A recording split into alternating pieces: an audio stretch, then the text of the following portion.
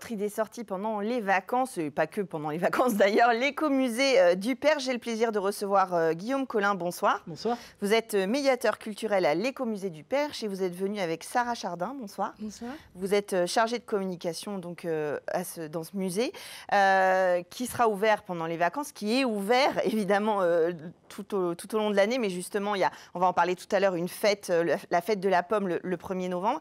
D'abord, redites-nous, resituez-nous, l'écomusée du Perche, c'est quoi ? Oui, alors l'écomusée du Perche, c'est un musée d'art et tradition populaire. Donc c'est un musée qui montre un peu des objets du territoire du Perche, qui essaie de les valoriser toute l'année avec des expositions, des ateliers. Et donc c'est situé en plein milieu du Perche, donc entre Bélem et Nogent-le-Rotrou. Comment le public, justement, c'est pour nous, évidemment, découvrir le patrimoine comme on a l'habitude de le faire en visitant des lieux chargés d'histoire, mais c'est aussi à destination des enfants. Il y a plusieurs niveaux de lecture dans cette histoire-là. C'est ça, donc au niveau de la visite, vous avez pour les enfants par exemple une chasse au trésor, il y a un petit livret de jeu, il y a des animations tout au long de l'année autour des thèmes de l'apiculture, plein de thèmes environnementaux et des visites aussi adaptées aux enfants, par exemple les visites moines, où là c'est théâtralisé et c'est plus facile pour eux de comprendre le lieu.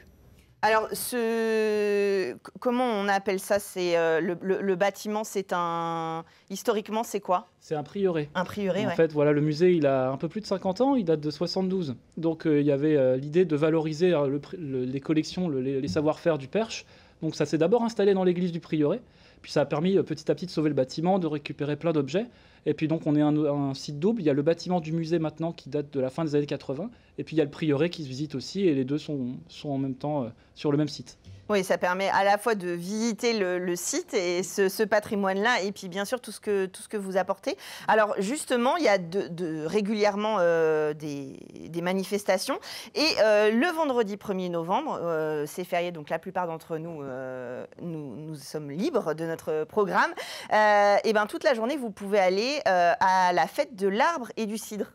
Voilà, c'est ça, c'est donc un jour férié et c'est les vacances également pour les enfants.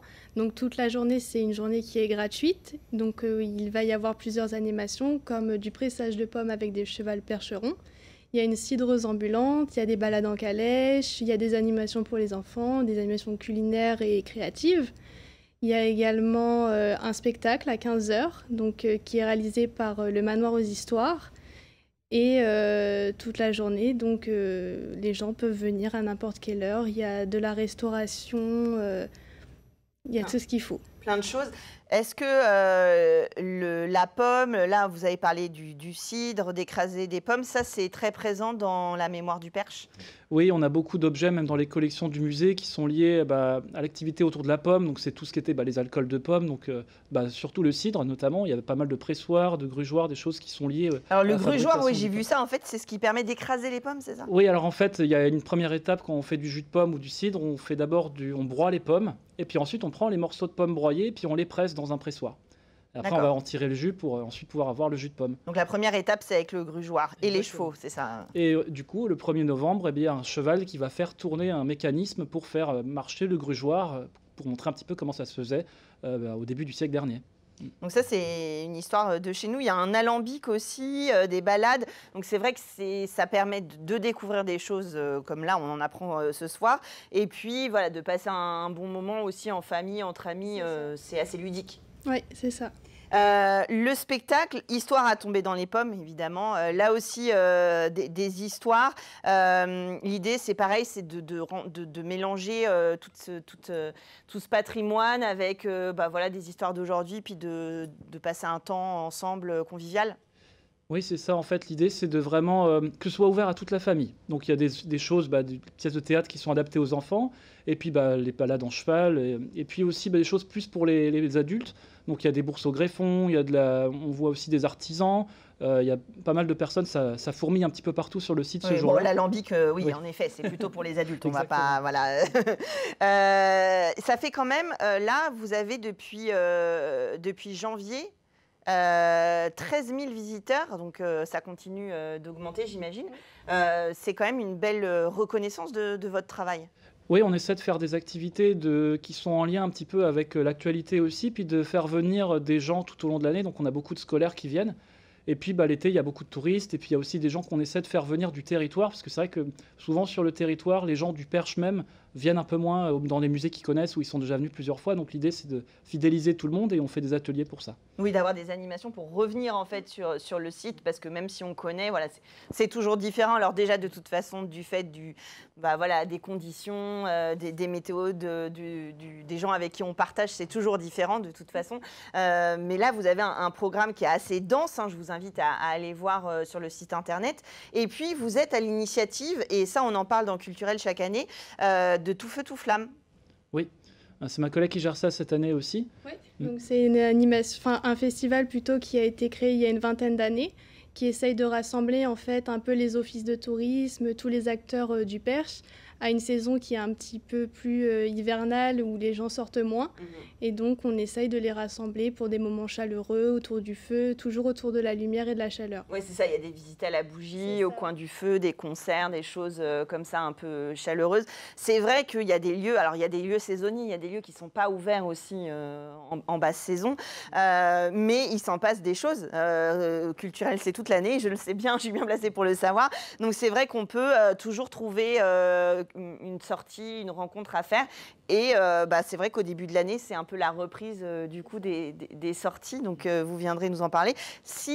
Les conditions pour participer à Tout Feu, Tout Flamme, il faut être dans le Perche, j'imagine, et faire quelque chose de convivial, de chaleureux, justement. C'est dans le Perche, mais ça a été agrandi jusque dans la Sarthe un petit peu. On a pas mal de personnes qui habitent dans la Sarthe qui participent. Il y a aussi un peu d'Indre-et-Loire. En fait, ça a été agrandi comme les gens voulaient participer. Alors oui, alors je disais moi je pensais au Perche sartois, quoi. C'est ça, moi je suis un peu chauvine, donc j'ai déjà repéré en Sarthe les lieux qui, voilà. L'idée, voilà, c'est sur le territoire, mais c'est autour de cette idée de faire venir les gens dans ces beaux lieux du patrimoine et faire visiter les gens à des périodes qui sont peut-être un peu moins simples pour les sorties. Et puis on est vraiment ouvert à tous, il n'y a pas de conditions pour participer, il faut appeler l'office de tourisme à laquelle vous êtes rattaché, et puis on vous fait parvenir un petit coupon. Et puis c'est parti. Oui, nous on centralise vraiment les structures qui veulent participer. Il y a le site internet toutfeutoutflamme.fr si jamais il y a .org, pardon, s'il y a des gens qui sont intéressés. Donc ça peut être vraiment, ça va des restaurants aux structures associatives. Voilà, il y a vraiment tout un panel possible. Nous on accueille, il y a même une maison botanique qui a rejoint un petit peu les sites partenaires l'année dernière.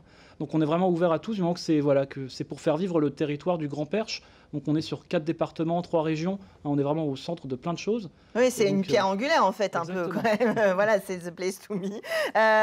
Et votre lieu, justement, il se passe des choses toute l'année, je le disais tout à l'heure, on vous suit sur le site internet. Là, la fête de l'arbre et du cidre. Alors, cette date-là, c'est pour pouvoir recevoir le plus de monde possible, ou c'est une date qui a aussi un écho par rapport au cidre ? Alors en fait, c'est les deux choses. L'idée, c'est de faire venir des gens, parce que c'est en plein milieu des vacances de la Toussaint. Donc nous, on essaie d'avoir des fêtes dans l'année. On a à peu près 5 fêtes. Et c'est toujours lié aux saisons.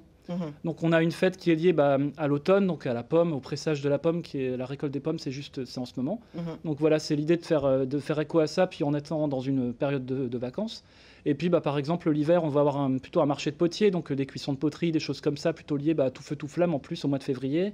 On a une fête autour de Pâques, une fête en plein été autour des enfants et du jeu, et puis de l'abeille et de l'environnement à la fin de l'été. Donc on essaie vraiment d'être lié à la fois aux saisons, et puis à ce que les gens ont envie. En fait, on essaie, comme je disais tout à l'heure, de s'adapter aux gens du territoire et de proposer des choses. Finalement, de remettre l'église au centre du village. Un prieuré, c'était un lieu aussi public de culture, de rencontre, où les gens venaient se retrouver, apprenaient des choses. Donc vous remettez finalement les choses là où elles doivent être. Et c'est une belle sortie à faire en famille. Pourquoi pas la fête de la pomme le 1er novembre. Et de toute façon, pendant les vacances, vous êtes ouvert du lundi au dimanche tous les jours. Le week-end, c'est l'après-midi seulement. C'est ça. On est ouvert toute l'année, sauf au mois de janvier. Et donc, c'est tous les jours. Et le week-end, pendant la basse saison, donc du 1er novembre jusqu'au 31 mars, on est ouvert de 14h à 17h30 le week-end. Ah, ça veut dire que jusqu'au 1er novembre, vous êtes ouvert même Tous les jours, même le matin aussi le week-end. Voilà, donc vous pouvez aller à l'éco-musée du Perche, c'est une très bonne idée, près de Nogent-le-Rotrou, pour découvrir un peu tout ce patrimoine. Merci à tous les deux d'être venus sur le plateau de Culturel pour nous en parler. On va parler de musique maintenant avec Open the Gates tout de suite dans Culturel.